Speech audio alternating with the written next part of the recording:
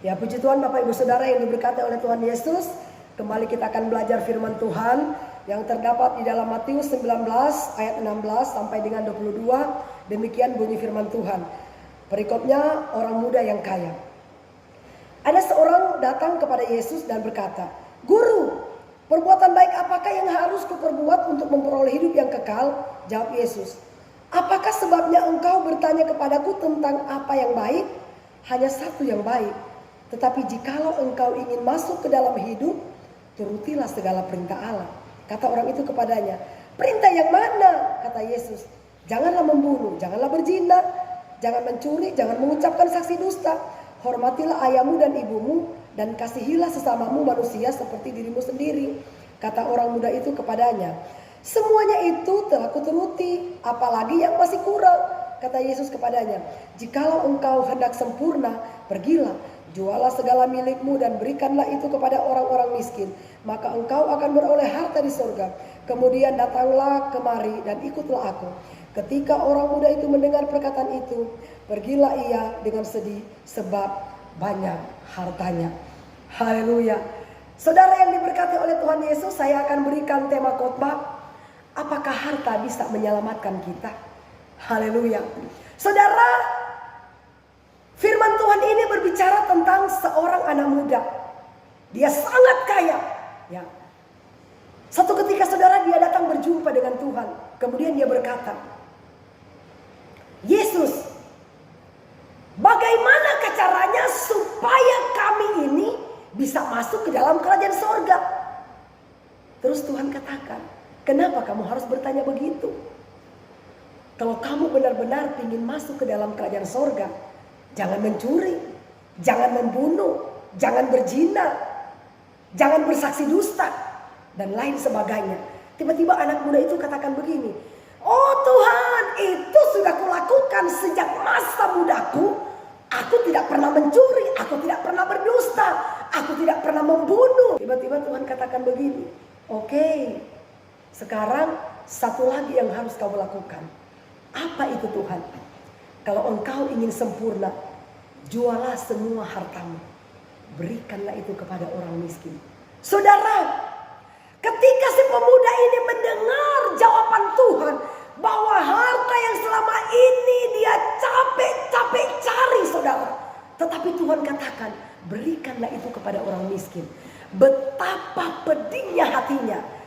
Pasti saudara dia berpikir begini, ya, "Aduh, enak aja. Saya setengah mati mencari bertahun-tahun, puluhan tahun saya mencari harta.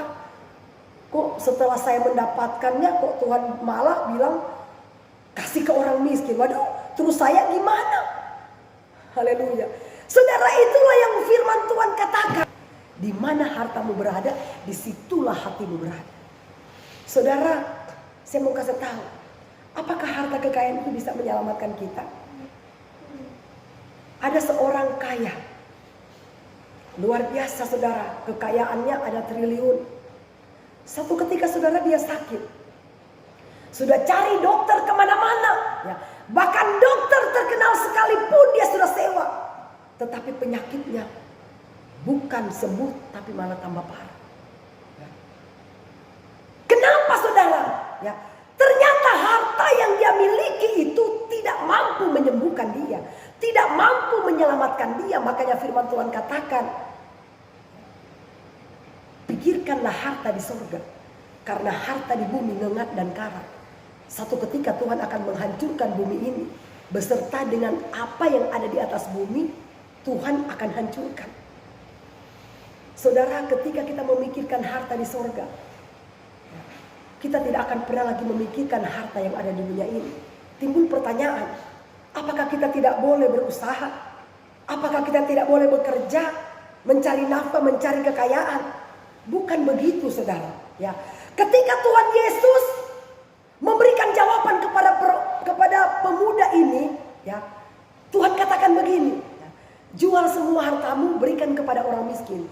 Bukan berarti saudara dia harus menjual mobilnya, rumahnya, tokonya, dan semua hartanya. Tapi Tuhan mau lihat sampai di mana hatinya, kecintaannya kepada Tuhan. Apakah dia lebih mencintai hartanya atau mencintai Tuhan?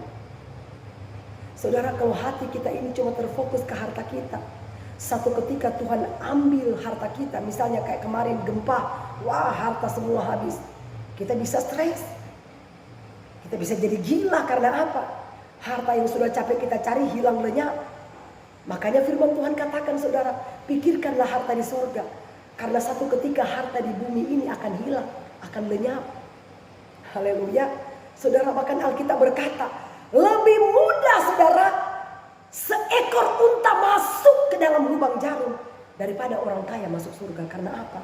Orang kaya itu terlalu berpikir dia punya kekayaan sampai tidak bisa tidur. Ya, lebih baik orang miskin sederhana, tetapi kita masih bisa enak tidur. Ya, tapi kalau orang kaya berpikir, aduh DP harta di sini jangan sampai orang curi. Aduh hartanya di sini. Banyak sekali pikirannya, saudara, akhirnya stres.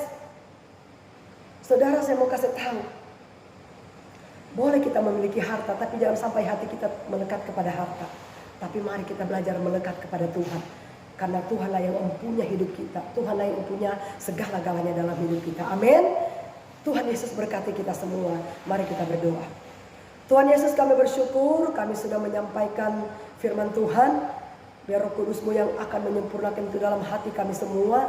Sehingga kami, Tuhan, boleh mengerti arti hidup kami. Bahwa sesungguhnya harta tidak bisa menyelamatkan hidup kami. Hanya Tuhanlah yang sanggup menyelamatkan hidup kami. Meteraikan itu dalam hati kami. Dalam nama Tuhan Yesus. Haleluya. Amin.